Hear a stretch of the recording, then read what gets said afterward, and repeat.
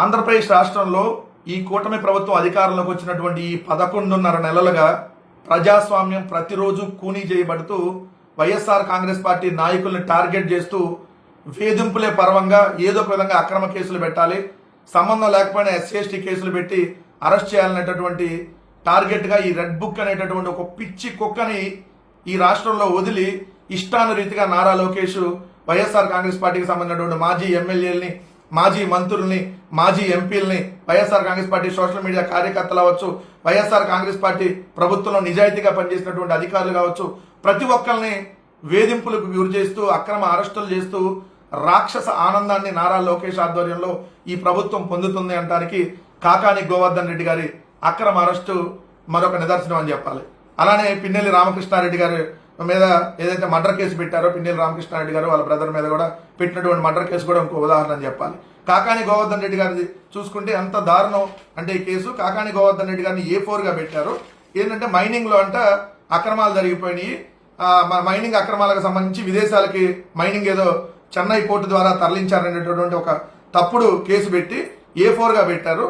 దీనికి సంబంధించి రుస్తుం అనేటటువంటి మైన్స్ లో అక్రమాలు జరిగాయంటూ ఎవరైతే తెలుగుదేశం పార్టీకి సంబంధించినటువంటి సోమిరెడ్డి చంద్రమోహన్ రెడ్డి ఇచ్చినటువంటి ఫిర్యాదు, దాని ప్రకారం పోలీసులు కేసు నమోదు చేశారు. A4గా కాకాని గోవర్ధన్ రెడ్డి గారిని పెట్టారు. ఆల్రెడీ A1 A2కి ఈ కేసులో బెయిల్ వచ్చింది. బట్ ఈయనకి ఎస్సీ ఎస్టీ కేసు కూడా దీంట్లో ఇంక్లూడ్ చేయడం వల్ల, గిరిజనులు బెదిరించారనే ఇది పెట్టి తప్పుడు కేసు పెట్టడం వల్ల కాకాని గోవర్ధన్ రెడ్డి గారికి బెయిల్ రాకుండా ఈ ప్రభుత్వం కుట్రలవన్నీ కేసు పెట్టింది. కానీ అసలు మైనింగ్ సంబంధించి అక్కడ అక్రమాలే జరగలేదని చెప్పి జాయింట్ ఇన్స్పెక్షన్ లో ఆల్రెడీ అక్కడ ఇన్స్పెక్షన్ జరిగినప్పుడు 1050 మెట్రిక్ టన్నులు నిల్వ ఉంది, అసలు అక్కడెక్కడ అక్రమ మైనింగ్ అనేది జరగలేదని చెప్పి ఆల్రెడీ రిపోర్ట్ ఇచ్చినా కూడా మళ్ళీ ఈ మైనింగ్ శాఖ ఇన్ఛార్జ్ డీడీ ద్వారా ఫిర్యాదు చేయించేసి మళ్ళీ తప్పుడు కేసు పెట్టి అరెస్ట్ చేయడం జరిగింది. వాస్తవంగా వాళ్ళు పెట్టినటువంటి రిమాండ్ రిపోర్ట్ చూస్తే ఈ క్వార్జీ మెట్రిక్ టన్ను 12 లక్షల రూపాయలు ఉంటుందని చెప్పి పోలీసులు రిమాండ్ రిపోర్ట్లో పెట్టారు. చాలా తప్పది. ఎందుకంటే క్వార్జీ మెట్రిక్ టన్ను విలువ కేవలం 20,000 రూపాయలు ఉంటుంది, అది కూడా బాగా నాణ్యత కలిగినటువంటి క్వార్జీ. అయితే వాళ్ళు పెట్టినటువంటి రిమాండ్ రిపోర్ట్లో 7 కోట్లు విలువ చేసేటటువంటి 60 మెట్రిక్ టన్నులు క్వార్జీ మెటలు, ఏదైతే ఈ మైన్స్కి సంబంధించిన మిక్స్ మైకా మెటలు ఇవన్నీ అక్రమంగా చెన్నై పోర్టుకి తరలించేసి విదేశాలకు తరలించారనేటువంటి ఒక తప్పుడు కంప్లైంట్. ఇక్కడే అర్థమవుతుంది కదా మీకు, అసలు అక్కడ జరగలేదని చెప్పి మైనింగ్ శాఖ ఇచ్చింది.